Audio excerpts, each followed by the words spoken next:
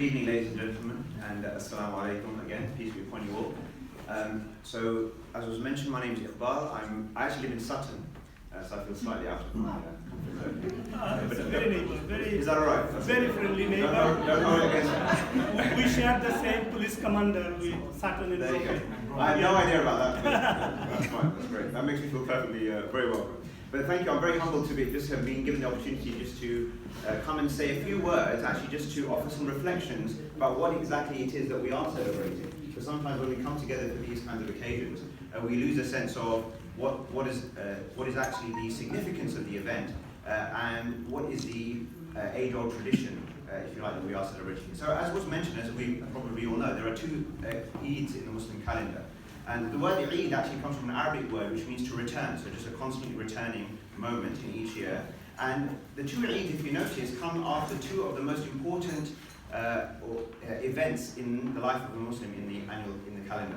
So one is immediately after the month of Ramadan, a month of fasting, and the other is immediately after the period of the Hajj, or the pilgrimage. And even for those who are not participating in the pilgrimage, as millions have just done in the city of Makkah and the surrounding areas, it's still a significant moment. So in Eid al-Adha, as is pronounced, and this is, from a pronunciation perspective, not the easiest word to say, but Adha actually refers to the udhiyah in Arabic, again the sacrifice.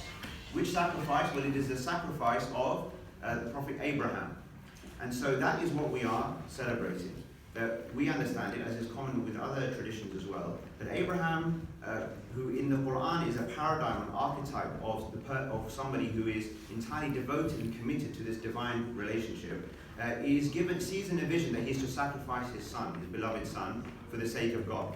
Okay? An extreme test of his commitment and his devotion. And so he is about to perform the sacrifice, and before he does so, he is told that he is to stop, he is to pause, and instead he sacrifices a ram, okay, or a sheep. And in commemoration of that moment, we go through the rituals of either the pilgrimage if you're there, or there's certain other rituals that we go through at this particular time. These days of Dhul Hijjah, the month of the Hajj, are the most blessed days in the Muslim calendar. And then we offer a sacrifice. So in offering that sacrifice and in being here today, what we are celebrating really is two things. Number one, the idea that God comes first. That really is what we're celebrating. The idea of celebrating God, commemorating Him, is something which nowadays, of course, is becoming less and less fashionable.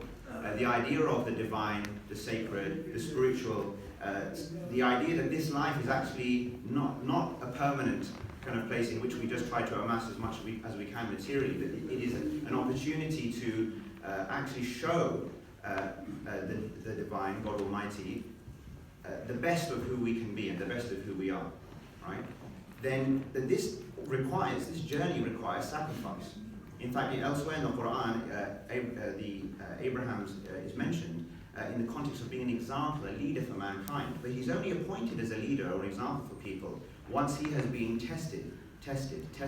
And it is through tests that we are purified, and it's through difficult times that the true qualities of a person emerges. Right? One can actually show who they really are.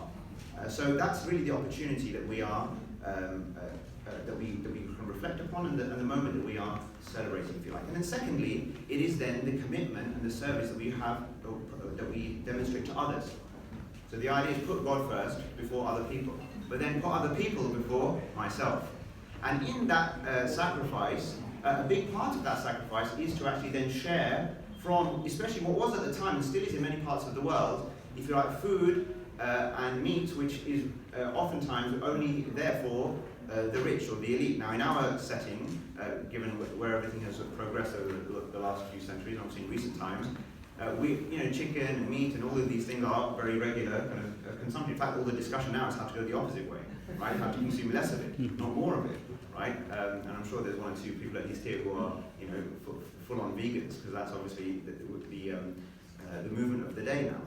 But still in many parts of the world, and certainly at the time, meat was something which was very rarely consumed. It was a sort of an elite kind of dish, if you like. And so that's the idea is to share of that too. And so this period is also a time when we think about what is it that we are sharing with others who are less fortunate. What are we doing for those in our community, in society, in the world, who don't have access to all of these things. So that is really what we are celebrating, and that is what the Eid is all about. And I just want to close off by actually summarizing this with a reminder of what the word Muslim even means. Because interestingly in the Quran, the word Muslim and Islam are more often used in their improper sense as opposed to their proper sense, i.e. Islam small I, Muslim small m, as opposed to big I and big M. Nowadays when you talk about Muslims and Islam, it's all caught up in identity politics and all these kind of, or in an interreligious kind of context. But the word Muslim, in the Quran, Abraham is described as Muslim, so is Jesus, so is Moses, right? As of course is Muhammad. We understand all of these prophets to have been Muslim in the sense that the word Muslim means someone who devotes themselves entirely to God, is entirely committed to God. And I close with a verse in the Quran where God describes this submission, this devotion of Abraham by saying, إِذْ قَالَ لَهُ رَبُّهُ أَسْلِمْ قَالَ أَسْلَمْتُ لِرَبِّ الْعَالَمِينَ. Whenever his Lord said to him to devote yourself, commit yourself to me, then he said, I have committed myself to the Lord of all that exists.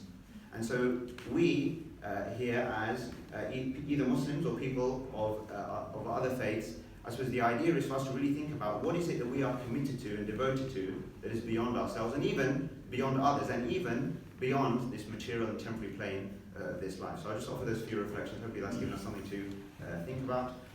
And thank you once again for the opportunity, and thank you for hosting this wonderful event.